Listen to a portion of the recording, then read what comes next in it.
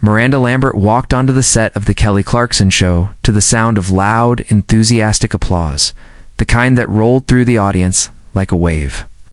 She wore a fitted black leather jacket over a floral blouse paired with worn-in jeans and boots that clicked against the polished stage floor. Every step a quiet declaration of her signature country rock confidence.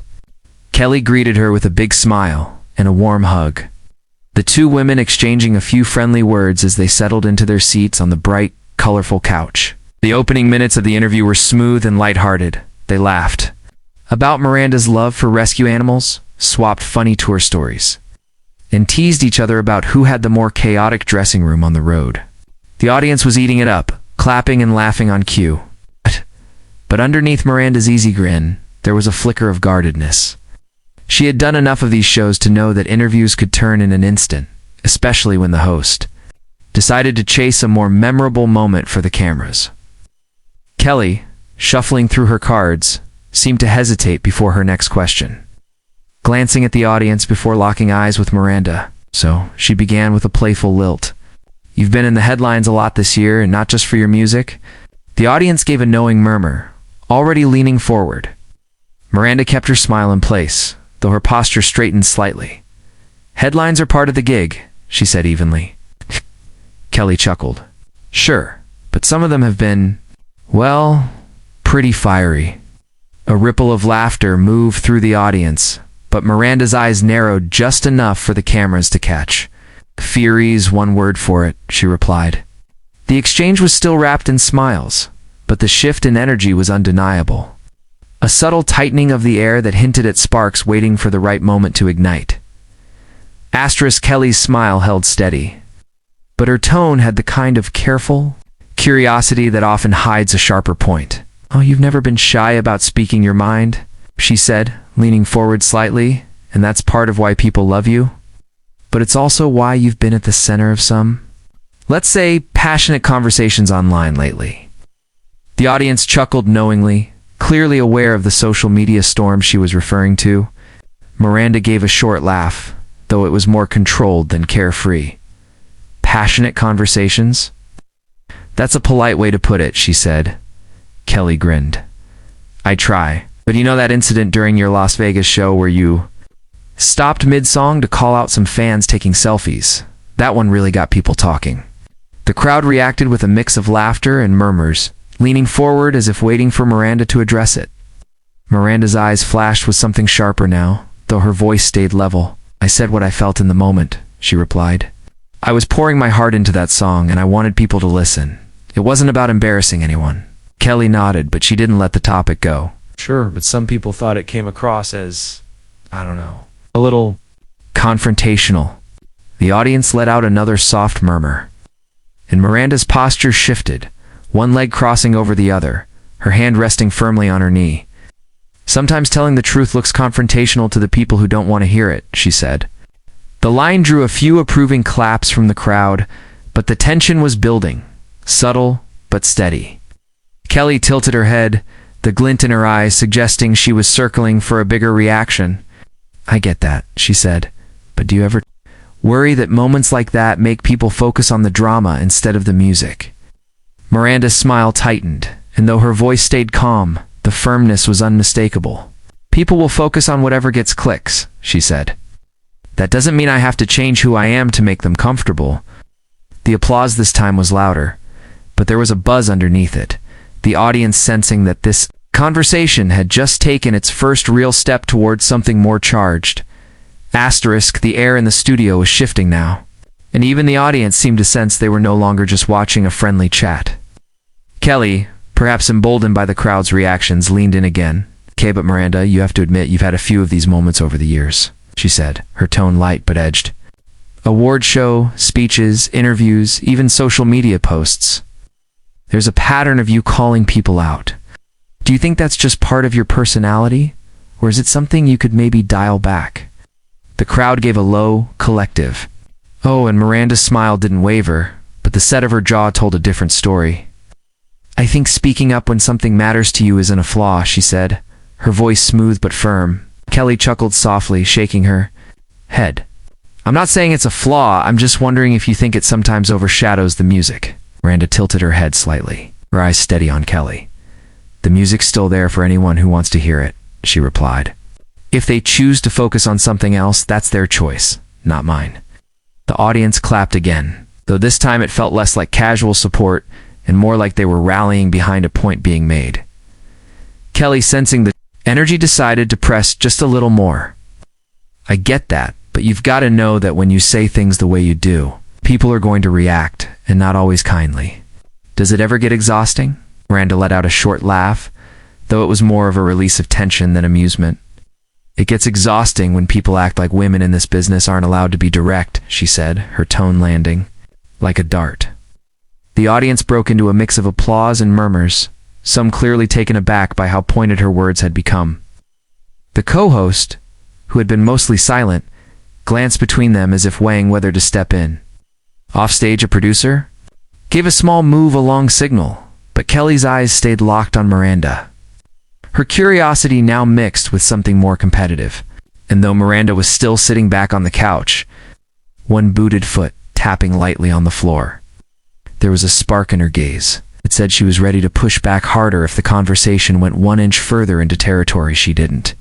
Like, the moment Kelly crossed the line came wrapped in a question that was delivered with a smile, but carried the unmistakable bite of something personal. "Well," she began, flipping one of her cue cards and glancing up at Miranda. "Since you brought up being direct, there was also that time you publicly called out another artist for lip-syncing that made headlines for weeks. What do you think? It's your job to police other performers?" The audience reacted instantly, a sharp mix of gasps, laughter, and that restless energy that comes when they know they're watching something unscripted. Miranda's eyes narrowed just slightly, the smile still on her lips, but now edged with steel. "I don't think it's my job," she said slowly.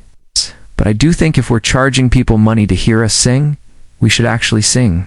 The crowd roared in applause at the boldness of the statement, but Kelly wasn't done. "Sure," she said with a nod, "but do you ever think about how that might feel to the person you're talking about? That maybe calling them out in public, instead of privately, could be, I don't know, a little mean-spirited?" Miranda leaned forward now, her elbows resting on her knees, the easy posture from earlier completely gone. "Mean-spirited is pretending everything's fine while letting people cheat their fans," she said, her voice sharper, louder, each word landing like a note hit hard on a guitar string. The audience oohed in unison, the tension now fully visible in every corner of the room. Kelly's smile thinned. "I'm just saying there's more than one way to handle things," she replied, her own tone cooling.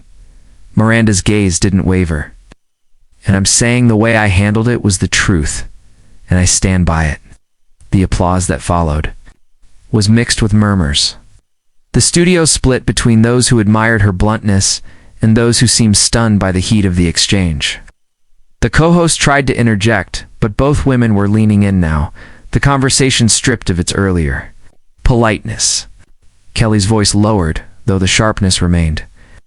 "You know, sometimes the truth can still hurt." Miranda's reply was immediate. "Then maybe it's supposed to." The words hit the air like a spark to dry tinder, and the audience's reaction, a loud, chaotic blend of cheers and gasps, made it clear that this wasn't just a spirited debate anymore. This was a confrontation. The air in the studio was thick now, the tension so palpable that even the audience had gone quieter, their reactions sharper and more deliberate. Kelly shifted in her seat, cue cards now resting loosely in her lap, as if she knew they weren't going to steer this conversation back to safety. "Look, Miranda," she said, her voice edged with both exasperation and caution. "I think you know I respect you, but sometimes the way you say things makes it feel like you're looking for a fight." The crowd murmured in unison, some nodding, others shaking their heads. Miranda let out a short laugh, not warm, but clipped, the kind that carried a warning. "Or maybe," she said, "people only call it looking for a fight when a woman refuses to stay quiet." That earned a burst of applause from part of the audience, but the other half stayed still, sensing the storm clouds forming. Kelly's eyes flickered, a mix of surprise and something harder to read before she spoke again. "I'm not telling you to stay quiet," she said. "But there's a difference between standing up for yourself and burning bridges." Miranda's expression hardened, the flash in her eyes leaving no doubt she'd reached her limit. "A bridge can't handle the truth. It's not worth keeping," she shot back. The audience reacted with another loud "oh," and in that sound, something in Miranda's posture changed.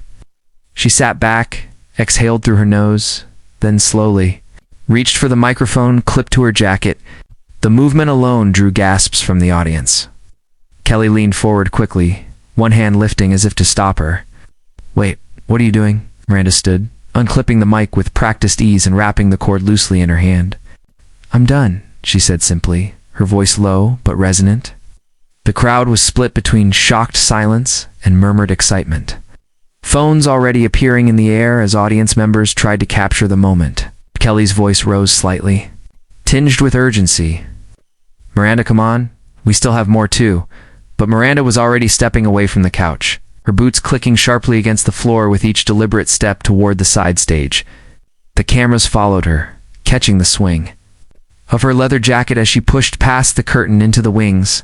The moment she disappeared from view, the audience erupted into a wave of noise, part disbelief, part exhilaration, while Kelly remained seated, one hand resting on her knee, eyes fixed on the space Miranda had just vacated. It was clear that no matter how the rest of the episode went, this walk-off was the only moment anyone would be talking about once the lights went down. Asterisk.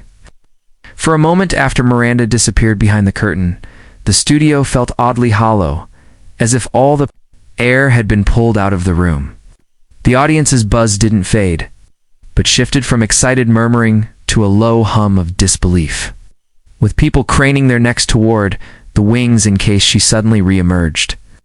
Kelly sat motionless for a beat, her hands resting loosely on her lap, eyes fixed in the direction Miranda had gone. The cue cards on the coffee table between them looked almost absurd now, relevant props in a scene that had veered wildly off script.